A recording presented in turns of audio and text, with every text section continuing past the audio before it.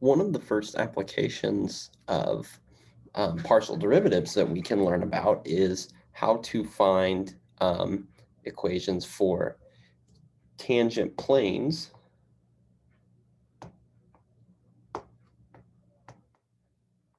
and linear approximation. So let's first just see the definition of what a tangent plane is before we get into how we can use partial derivatives to compute tangent planes. So let's imagine we have some surface. Maybe the picture I'll draw is a sphere, but really you could take any surface you want. We'll call this surface S. And then let's consider some point P on this surface. Maybe call it like x naught, y naught, say. And so when you take a point P on a surface S, you can consider lines or curves that contain this point. Right? Maybe we could take some circle around this sphere here that contains the point P. Or we could just take, some curve along the front side of this globe that passes through the point P. And there's all sorts of curves that we could take through point P, and we can think about a tangent line to the surface at the point P as a line through three-dimensional space, right? Because all of this is sitting inside R3 here, Z, not 3, right? But this is in three-dimensional space. So you could think about taking this line and pivoting around this point here, and you would get like an infinite number of lines that touch the surface S exactly at one point, right? And it's kind of hard to represent ones that would come towards us, You would get things like this here, where this is only intersecting S at the point P, right? So it's just kind of kissing the edge of the surface here. And you can look at all of these tangent lines and notice that these generate a two-dimensional subspace, which is a plane. And so this is our tangent plane. So tangent planes are similar to tangent lines in the sense that they only touch the surface at one point, right? But now, since we can have tangent lines in an infinite number of directions, well, then we get a tangent plane. So if you had something like a paraboloid, maybe,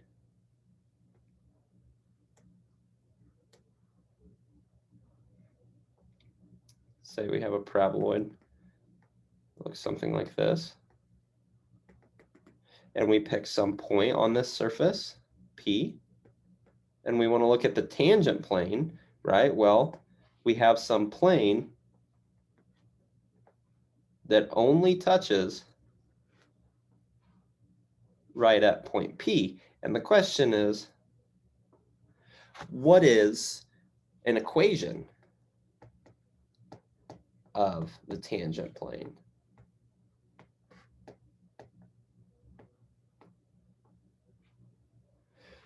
And why do we care so much about a tangent plane? Well, one reason is it gives us good approximations. So if we know the value of the surface at the point P, we can look at values of the tangent plane to get a nearby approximation, or to get an approximation of the surface for nearby points. And that's what's called linear approximation.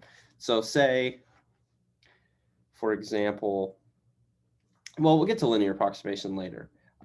So that's one reason we care. Another reason we care is, let me get rid of some of these.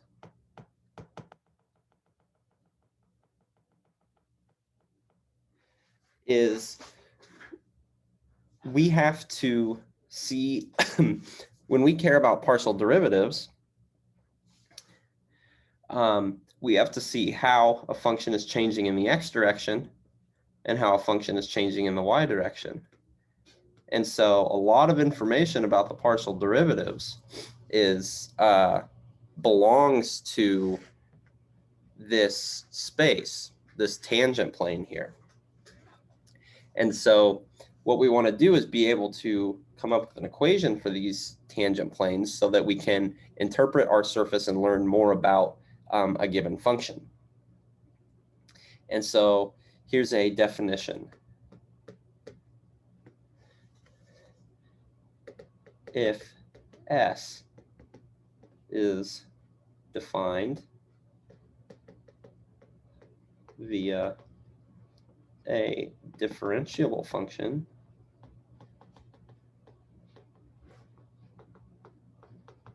meaning the partial derivatives exist, let's say z equals f of xy, then the equation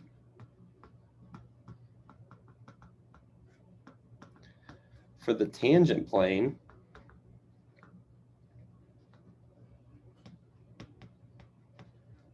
to S at point P is, so I wish I would have given myself a little more room here. So let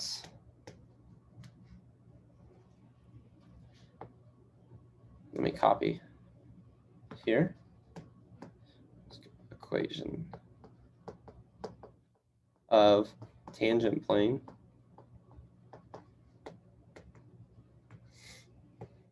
to S at point P is, and it's defined as z equals f. Remember, P is the point x naught, y naught, right? Is f of x naught, y naught plus the x partial derivative evaluated at x naught, y naught times x minus x naught, and then plus the y partial derivative evaluated at x naught, y naught times y minus y naught. Okay, and so again, maybe I'll copy a small picture here so we see what we're doing. We're taking a point P. We're looking at the plane that is tangent to the surface at this point, meaning it only touches the surface at this point. And we want to find an equation for this plane, right? Like z equals something. And this is exactly the equation we need.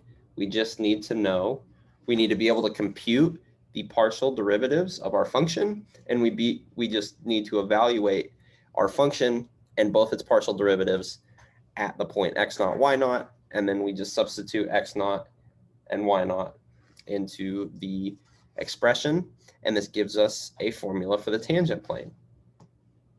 So let's see an example. Whoops.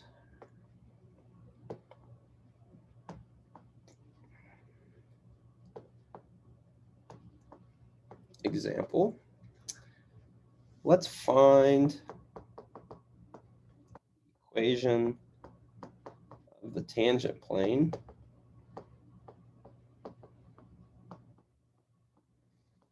to f of xy equals, let's go to 2x squared minus 3xy plus 8y squared plus 2x minus 4y plus 4. Okay, and so to find the equation of the tangent plane, we just need to use this formula here that we have. And to do that, we'll need to plug in. Oh, I guess I should tell you where we're looking at this tangent to. This is the equation of the tangent plane to f of xy at 2, -1, right? And so this f of xy describes some surface, and we want to find the equation of the tangent plane at 2, 1. So the first thing we need is f of x naught y naught, right? Which is, for us, f of 2, -1, which is going to be 2 times 2 squared minus 3 times 2 times -1 plus 8 times -1 squared plus 2 times 2 minus 4 times -1 plus 4. Okay, and if we add all of this up, it looks like we're going to get 34. Okay, and then we need to, so I'll erase all the work now that we've seen it. We know that f of 2, -1 is 34. We also need the x partial derivative and the y partial derivative. Calculating the x partial derivative, we see we'll get 4x minus 3y plus 2. And then calculating the y partial derivative, it seems we will get -3x plus 16y minus 4. And so now we need to evaluate our x partial derivative at the point and our y partial derivative at the point. So, and then here, right, we can just plug in 2 for x and -1 for y. And it looks like we'll get, for f sub x, we'll get 13 because it'll be 8 plus 3 plus 2. And then f sub y at 2, -1 is going to be -6 minus 16, which is -22. And then minus 4 is -26. So let's see what we have here. We have our function evaluated at the point. We have our x partial derivative evaluated at the point, and we have our y partial derivative evaluated at the point. And these are the three things we need, right? We need the function evaluated at the point, we need the x partial derivative evaluated at the point, and we need the y partial derivative evaluated at the point. And now we can plug this all into the formula. And we'll get the following. So let's record what the equation for the tangent plane should be. It's f of x naught y naught plus f sub x. Or so instead of x naught y naught, let me fill in our x naught and y naught as 2, -1. So 2, -1. And then it's x minus x naught, right? And so x minus 2. And then plus f sub y of 2, -1 times y minus y naught. We can simplify this by remembering, well, we evaluated the function at 2, -1 and got 34. So it's 34 plus, and then the x partial derivative at the point was 13. Then the y partial derivative at the point was -26. So here we can go minus 26 times, and it's going to be y plus 1 because it's minus a negative. We can simplify to get z equals 34 plus 13x minus 26 minus 26y minus 26. So it looks like our equation is going to be z equals 13x minus 26y. And then we have -26 minus 26 is -52. And then -52 plus 34 is going to be -18. And so here is our equation for the tangent plane to this multivariable polynomial, right? It's the tangent plane, or it's the equation of the tangent plane to this function at the point 2, 1. It's given by this expression here, or this equation. And so now let's see what linear approximations are all about. So linear approximations. Okay, and so let's just start with the formula for linear approximations. So given,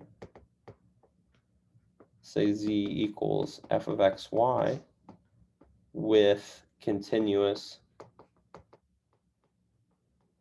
partial derivatives, so I'll just say with continuous partials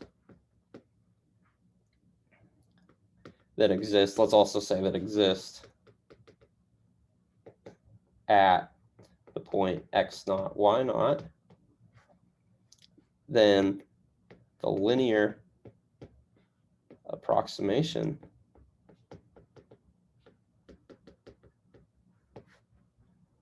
of f at x naught, y naught is L of xy equals f of x naught, y naught plus f sub x, x naught, y naught times x minus x naught plus f sub y, x naught, y naught times y minus y naught. And so what you may notice immediately is that this formula is no different from the formula for the tangent plane at a point. And that is not by mistake. Because what is a linear approximation going to do for us? So if we have our surface, say here, we have our paraboloid again.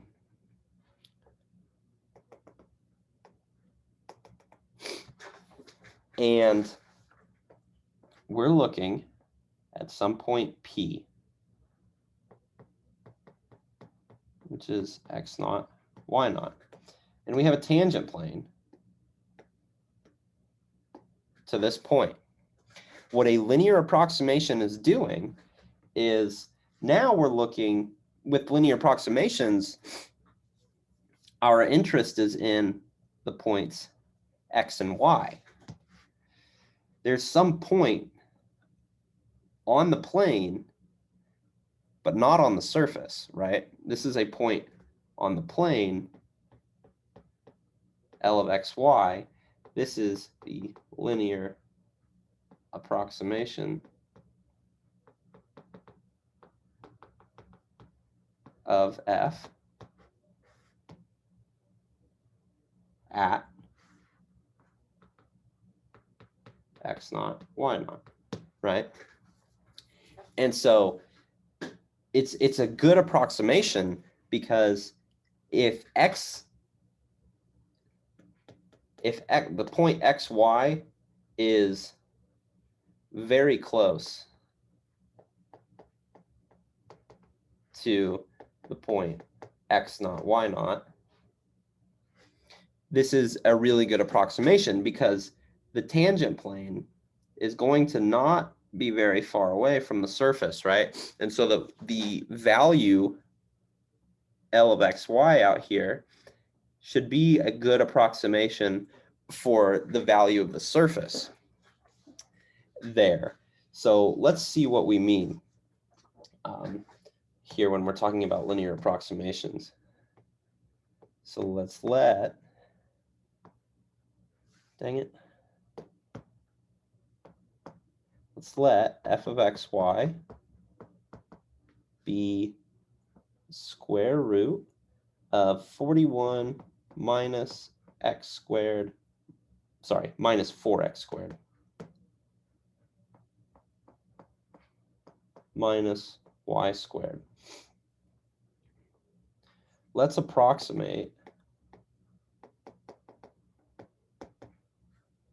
f of 2.1 comma 2.9. Okay. And here's why this is worthwhile. Because if x and y are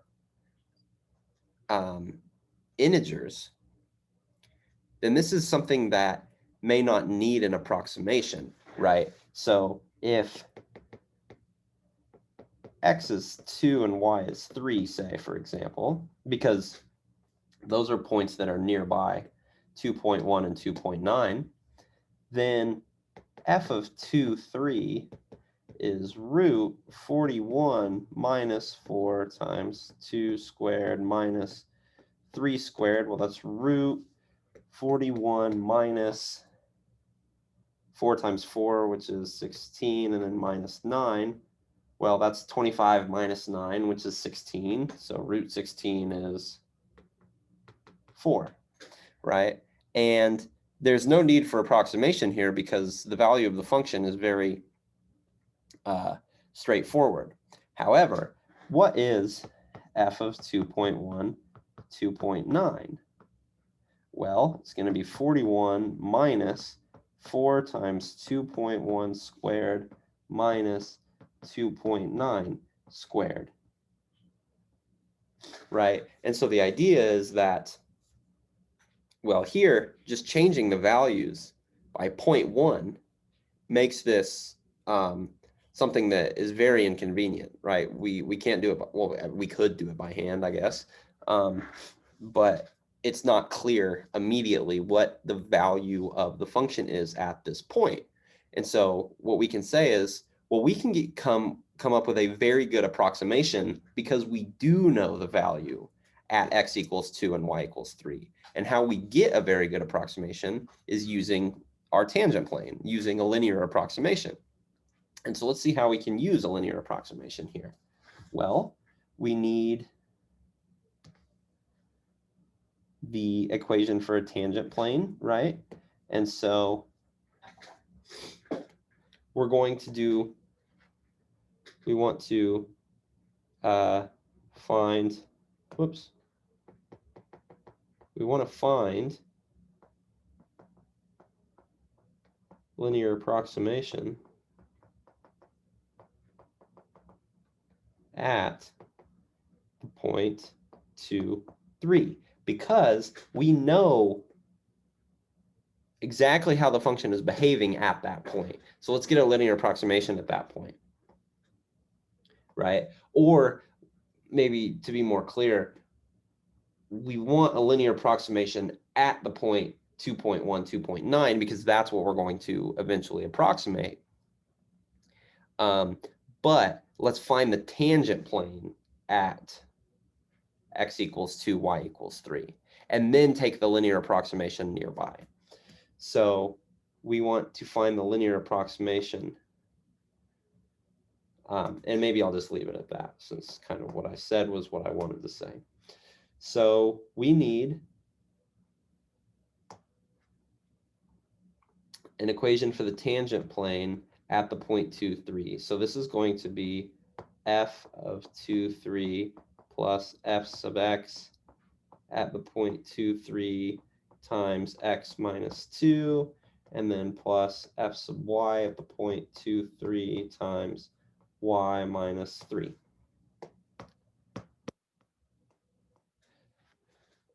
So what will f of 2, 3 be, right? Well, we calculated it. We calculated that it was 4.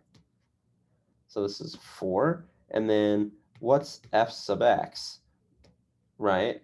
Well, let me copy the function up here so we don't have to keep going back and forth. F of x sub y is root 41 minus 4x squared minus y squared. So the partial derivative with respect to x, we see it's going to be a chain rule. So we're going to get 1/2 times 41 minus 4x squared minus y squared to the negative 1/2, and then times the partial derivative with respect to x of the inside of the square root, which is negative 8x. And so simplifying this, the negative 8 simplifies with the 2, and it looks like we're going to get negative 4x in the numerator, and then in the denominator, we're going to get root 41 minus 4x squared minus y squared. And now we want f of x at the point 2, 3, right? Well, we computed already what the denominator is at 2, 3, because that's the original function, and we saw that it was 4.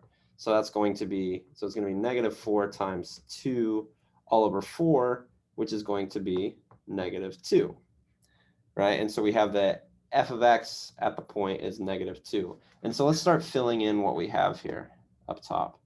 I can replace f of 2, 3 with 4. I can replace f sub x at 2, 3 with negative 2. And now let's do the same thing for f sub y.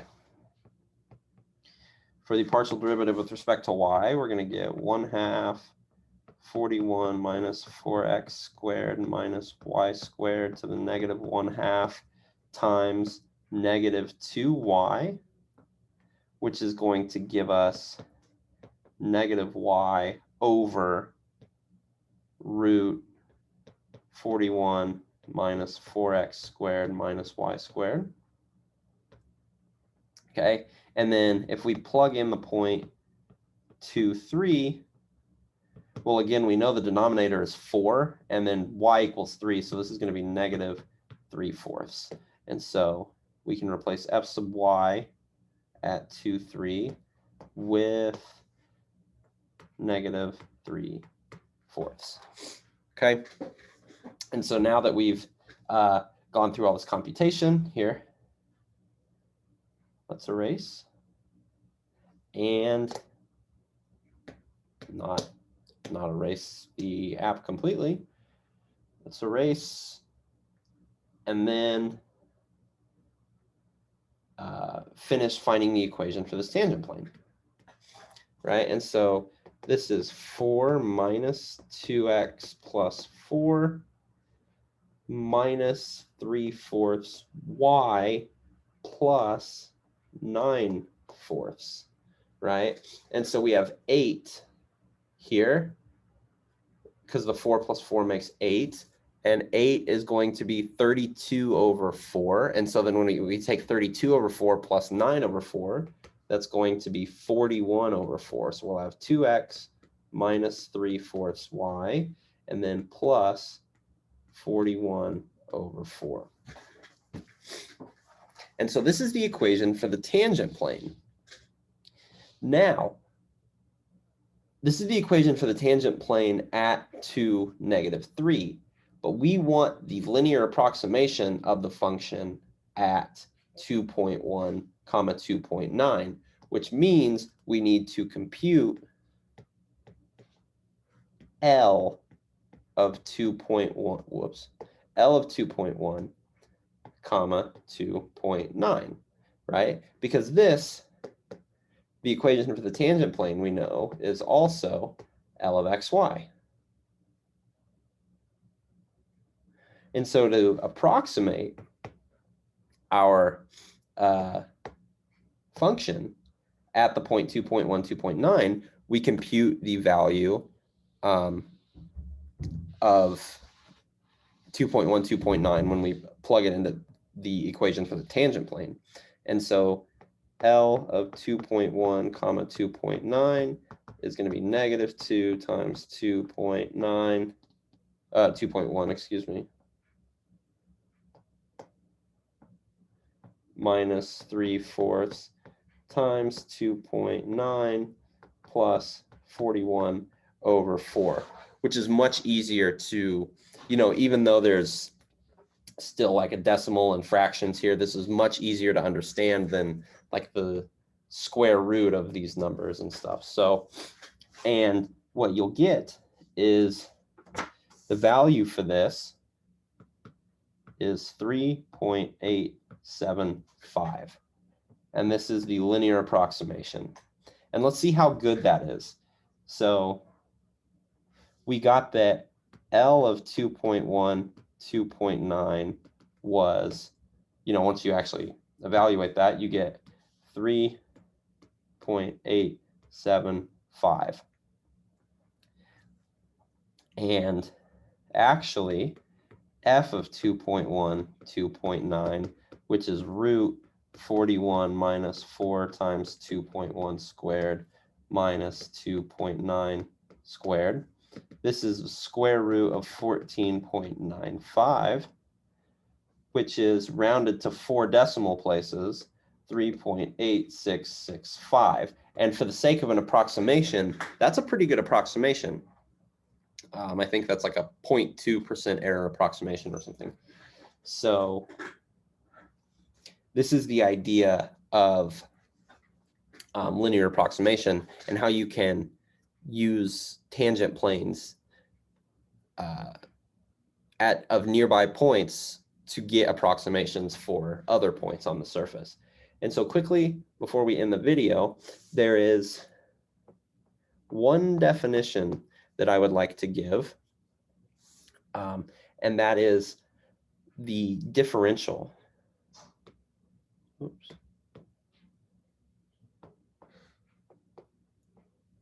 The differential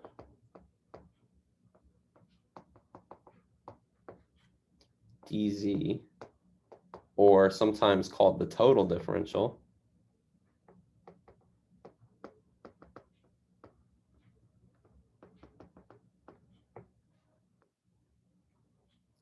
of z equals f of xy at the point x naught, y naught is dz equals f sub x, x naught, y naught, dx plus f sub y at x naught, y naught, dy. Or in the 3D case, you could have like dw equals f sub x at x naught, y naught, z naught, dx plus f sub y at x naught, y naught, z naught, dy plus f sub z at x naught, y naught, z naught, dz. And so this would be the total differential in 3 variables. And what is this doing, right? Well, f sub x at the point x naught, y naught is telling you how your surface is changing in the x direction. And this is telling you how your surface is changing in the y direction at the point x naught, y naught. And so the total differential is kind of telling you what's kind of like the total differential at this point, right? And so we do this by taking just the linear sum of the change in the x direction and the change in the y direction, right? And here the differentials dx and dy are really kind of synonymous with like delta x and delta y, which is like a minuscule change in the x direction or a minuscule change in the y direction. And similarly, like dx, dy, delta z. So again, and so computing differentials is relatively simple. It's just compute partial derivatives, plug in numbers, and you're done. So this was a definition worth mentioning since we will see differentials in the future.